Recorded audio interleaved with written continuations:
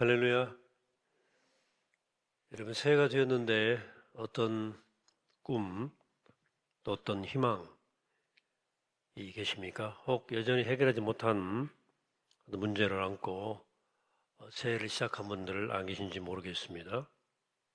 혹 도저히 내 힘으로 해결할 수 없는 어떤 문제들 여전히 안고 씨름하는 분들은 안 계십니까? 그 문제가 나의 삶의 외적인 문제일 수도 있고 또 내적인 문제일 수도 있겠습니다. 여러분들에게 혹시 감당 못할 문제가 있다면 당연히 주님 앞으로 나오셔야 됩니다.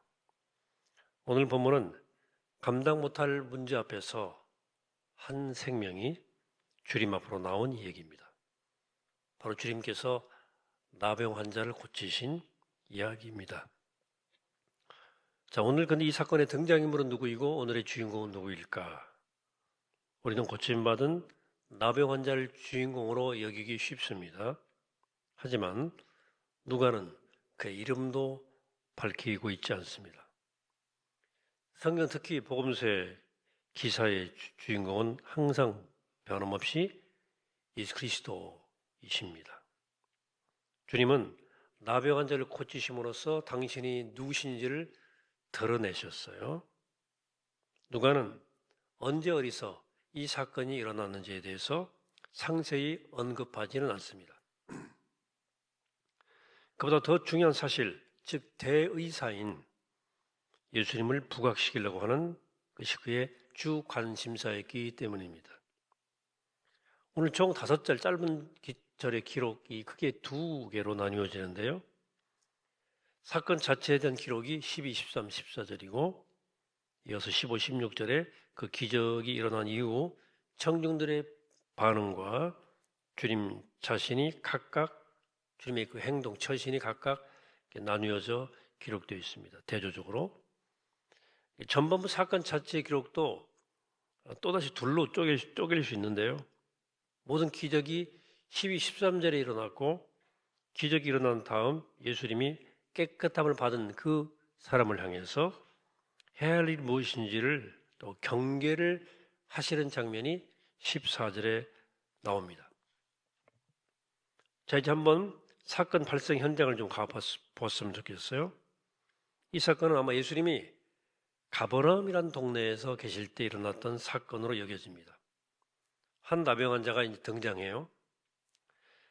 당시에 전염병이었던 나병 걸렸다는 것은 사회 전반으로부터 단절 그리고 사랑하는 사람들로부터의 격리를 뜻했습니다.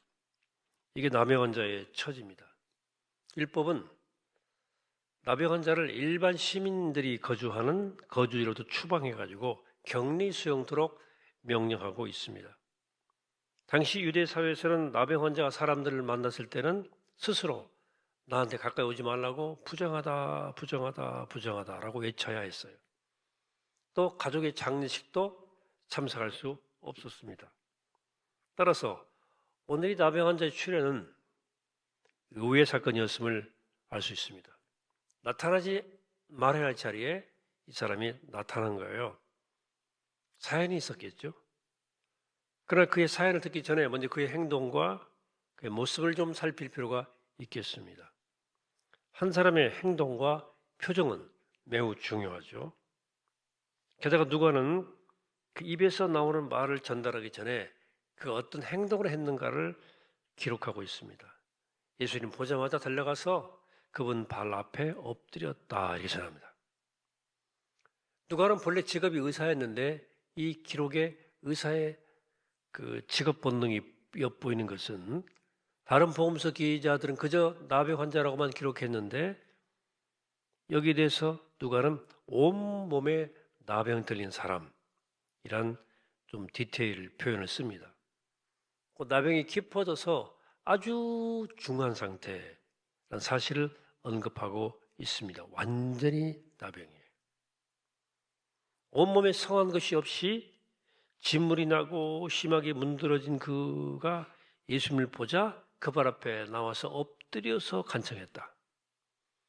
어떤 경로를 통해는 저는 알 수 없지만 예수님이 놀라운 치료자라는 그 명성을 듣고 격리되었던 것으로부터 예수님께로 찾아 마을로 온 거예요. 당시 수많은 나병 환자들이 있었을 텐데 유독 그만이 예수님의 소식을 들었을 때 마치 자석에 끌리는 것처럼 아주 중심을 이동해서 예수님께 찾아왔고 땅에 엎드려서 12절 주여 원하시면 나를 깨끗하게 하실 수 있나이다 라고 간구했습니다. 주님의 뜻에 대한 전적인 순종의 고백입니다. 예수님 처분만을 기다리겠다는 뜻입니다. 이 처절한 호소를 듣고 주님이 어떤 반응하셨냐? 주님은 그를 향해 손을 내밀어서 환부에 손을 내시면서 13절에서 내가 원하노니 깨끗함을 받아라 그랬어요. 손을 댔어요.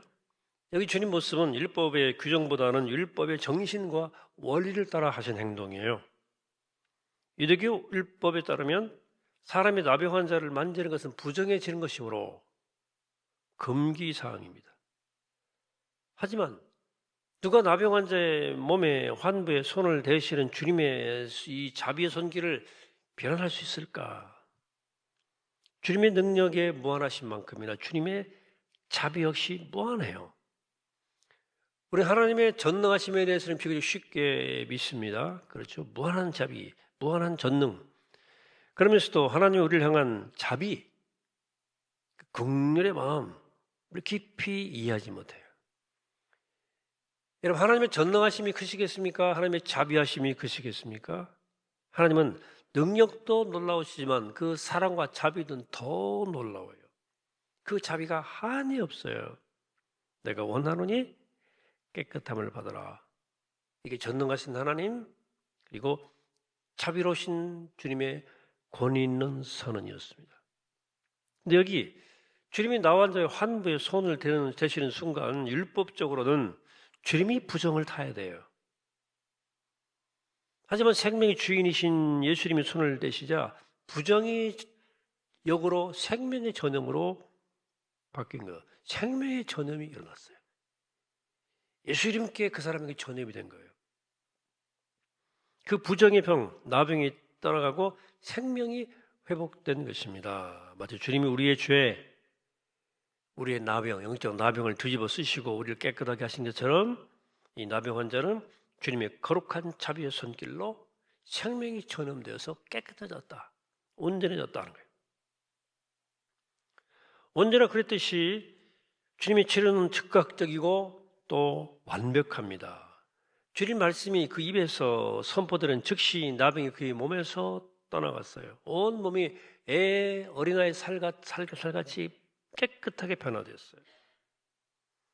본문의 구절 행간 사이에 우리가 읽어내야 하는 것은 이 고침받은 나병 환자의 감격이에요. 스며들어 있어요. 우린 여기서 이 나병 환자의 감격을 읽어낼 수 있어야 돼요. 성경을 기록해 하신 성령이 우리로 하여금 이 구절구절에 쓰면 감격을 깨닫게 하시는 게 성령이 우리 성경 읽을 때 도우시는 성령님의 도우심이에요. 깨닫게 해주신 거예요. 자, 깨끗함을 확인하는 순간 이 나병 환자의 마음이 어떠했겠습니까?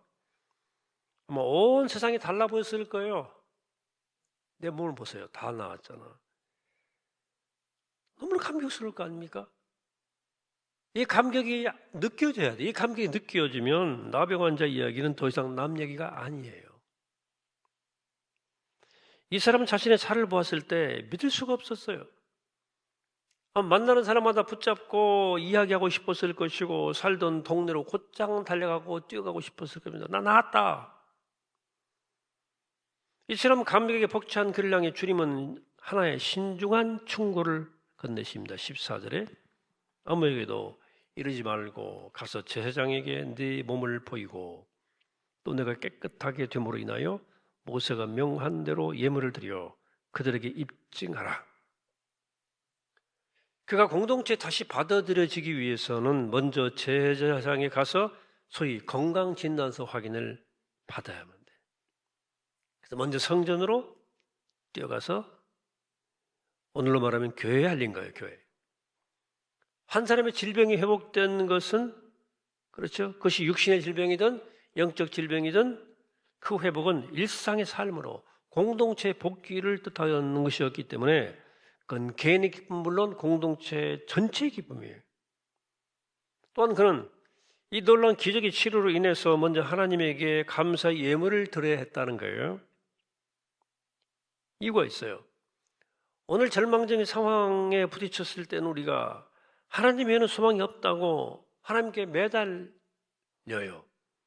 그러나 그 절망 가운데 구출되고 나면, 문제가 해결되고 나면 그 순간이 지나면 바로 하나님을 그 은혜의 뿌리를 잊어버려요. 하나님을 잊어버린다고요. 이 감격의 사건의 뿌리를 기억하기도 전에 이 놀라운 일을 먼저 사람들과 나누려고 한다고요. 오늘 우리 같으면 막 얼른 핸드폰 꺼내들고 막 여기저기 연락하느라고 막 정신이 없는 거죠. 이 사람한테 물론 그럴 만도 하죠. 그러나 우리는 하나님 앞에 먼저 달려가야 된다. 먼저 하나님께 감사하고 먼저 하나님 앞에 엎드리고 먼저 하나님께 이 상을 말씀드리라는 거예요. 그 은혜의 감격이 시기 전에 반드시 하나님께 감사하고 하나님께 엎드려라. 먼저 얘기를 하는 거예요. 마지막 2절 15, 16절은 이 기적의 뒷이야기를 전해주는데 불치의 병이 깨끗해졌다고 하는 그 소식은 입에서 입으로 퍼져나갔고 허다한 사람들이 주님의 그 은혜로운 말씀을 듣고 병 고침 받으려고 찾아들기 시작했다. 하지만 주님은 그들의 요구에 응하지 않으시고 조용한 곳에 가셔서 하나님과 교제하셨다 하는 내용으로 16절이 끝나요. 여기까지가 오늘의 사건 자체에 대한 설명과 해설입니다. 자, 우리는 이 말씀을 대할 때 우리가 이미 다 결론을 알고 있는 어떤 예수님의 전형적 치유의 이야기로 생각할 수 있어요. 이렇게 그치 이런 얘기 있었지 성경에. 그러나 우리는 여기서 오늘 본문이 전하고자 하는 메시지가 무엇인지를 깊이 생각해 보자. 여기 천영으로 불리우는 나병이 나은 한 사람의 감격을 묘사한 말씀을 접할 때 그것이 남의 이야기처럼 들리지 않는 사람을 가리켜 우리는 그리스도인이라고 부릅니다. 남일 같지 않아요. 만일 내일처럼 마님이 되게 있으면 그 입 다 가지고 내 구주 주신 은총을 찬송하게 나란 찬양이 가슴에 샘솟는 사람이 이 얘기를 듣고 그런 감사 찬송이 나오는 사람이 그리스도인이라고요. 이게 내 얘기야. 온몸이 문드러져 내리는 그 환자의 모습 속에서 그리스도 없이 소망 없이 무너져 내리던 어제 내 자아생을 목격하는 사람, 본 사람만이 이 기적의 감격에 동참할 수 있다는 것입니다. 전적으로 타락한 자신의 모습을, 완전히 병들어 문드러진 자신의 모습을 보았던 사람만이 주님이 하신 일의 의미를 깨달을 수 있다는 것입니다. 그는 유일한 소망이신 치료자 예수의 발 앞에 엎드린 경험이 있는 사람이에요. 너무 감격해서 엎드렸어요. 그 앞에. 사람답게 살 수 없는 비참한 처지로 인해서 나는 이건 안 되겠구나. 몸부림쳐 본 사람이라면 이야기는 이미 2000년 전 갈릴리 어떤 동네에서 일어난 해프닝 같은 사건이 아니라고요. 옛날 얘기가 아니라고요. 내 얘기예요. 내 얘기.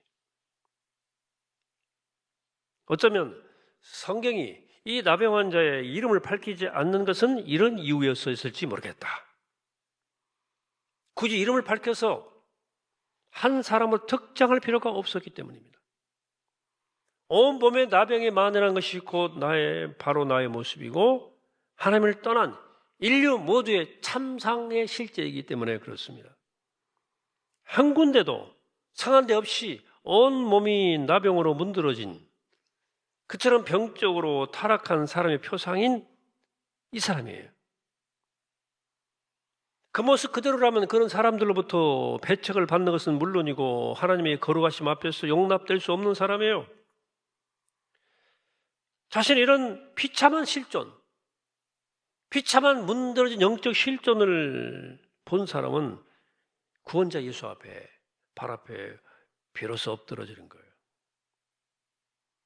모든 그리스도인의 삶은 바로 나병 환자가 엎드린 그리스도의 발 앞에 엎드려 간구할 때 시작되는 겁니다. 12절 함께 합독합시다. 시작. 주여 주여 원하시면 나를 깨끗하게 하실 수 있나이다. 아멘. 그리스도의 삶은 바로 이 고백과 함께 비로소 시작되는 것입니다. 주여 원하시면 나를 깨끗하게 하실 수 있나이다. 나병은 성경에 의하면 죄의 상징이에요. 특별히 죄의 근본인 교만의 상징으로 나타나고 있습니다. 여러분, 세상 가장 교만한 사람은 하나님이 치료해 주시기 원하는데, 너 치료받아야 되겠다 하는데도 그 의사 앞에 엎드러지지 않는 사람이에요. 안 엎드리는 거야, 의사 앞에. 우리 가운데 누구도 이 이야기를 그래서 남 이야기로 듣고 지나가면 안 돼요. 모든 사람은 그래서 교만한 거야. 안 엎드리는 거야. 여러분들이 더러운 죄 중에 있는 인생을 정결케 하셔서 신부로 삼고자 하는 주님의 사랑을 거절한 오늘의 결과가 어떻게 나타날지 내일 어떻게 드러날지 생각해 봐야 됩니다. 성경은 주님이 치유하심을 한 귀로 듣고 다른 귀로 흘러버리는 나는 아니야 하는 인생을 일컬어서 교만한 자라 이렇게 말합니다. 그 나병 환자의 모습이, 그 전형적인 모습이 바로 나병 환자예요. 우리는 이 기적 속에서 자신의 추한 모습을 보고 죄악 중에 있는 그 자신을 건지려 오신 주님을 만난 자의 사명이 무엇인지에 대해서 한번 생각해 볼 필요가 있겠어요. 여러분, 전도는 어제도 얘기했지만 오늘 또 강조하면 훈련으로 되는 것은 아니에요. 훈련받아 하면 더 좋겠지만 자기 죄를 용서하는 자가 그 감격을 말하지 않을 수 없어서 전하는 게 전도예요. 여러분 주변에 죄로 인해서 주저앉아 있는 사람은 없나요? 사단이 그 눈을 멀게 해서 빛 대신 어두움을 고집하는 사람은 없습니까? 교만의 나병이 온 몸에 발해가지고 마디마디마다 문드러져 내리던 자신의 비참한 모습만을 보고도 스스로 다독이는 사람. 괜찮지 뭐 이거. 이렇게 다독이는 사람은 없나요? 내가 원하노니 깨끗함을 받으라는 선언은 모든 죄인을 볼 때 갖는 주님의 마음이에요. 주님은 하나님은 아무도 죄 가운데 죽는 것을 원치 않았어요. 주님은 추한 모든 인생이 깨끗해지기를 원하십니다. 그래서 내가 명하노니 깨끗함을 받으라고 선언하신 거예요. 주님이 이 선언을 들은 사람마다 깨끗함 받으라 하는 선언을 들은 사람마다 이 소식을 알리고 싶은 소원이 그 몸에 가득해지는 거예요. 이런 복음 전도, 이런 내적인 감격이 있어야만 강력한 힘을 발휘합니다. 예수 그리스도의 발 아래 엎드려 이 고백을 한 이후에 변화의 새 사람 된 자신으로 인해서 사람들에게 가서 말하지 않을 수 없게 되는 것입니다. 사랑하는 여러분, 우리의 감격스러운 감사와 증거로 인해서 예수에 대한 소문이 여러분 감격을 통해서 세상에 널리 퍼져나가게 되기를 축복합니다. 우리가 사는 동네마다, 내가 일하는 직장마다, 일터마다 내게 그날 있었던 이 감격적 이야기가 자연스럽게 전해지는 것이 전도입니다. 보라기는 내 삶의 가장 감격스러운 이야기 있죠. 가장 감격스러운 얘기. 바로 나오잖아요. 그렇죠? 우리가 나음을 입은 이야기, 우리가 새로워진 이야기, 내가 깨끗해진 이야기를 사람들에게 증거하는 매일매일 살아가는 복된 새가 되시기를 이 아침에 주의 이름으로 간절히 축원합니다. 기도하겠습니다. 거룩하신 하나님, 내가 하나님 깨끗해지기 원합니다. 주님 도와주시옵소서.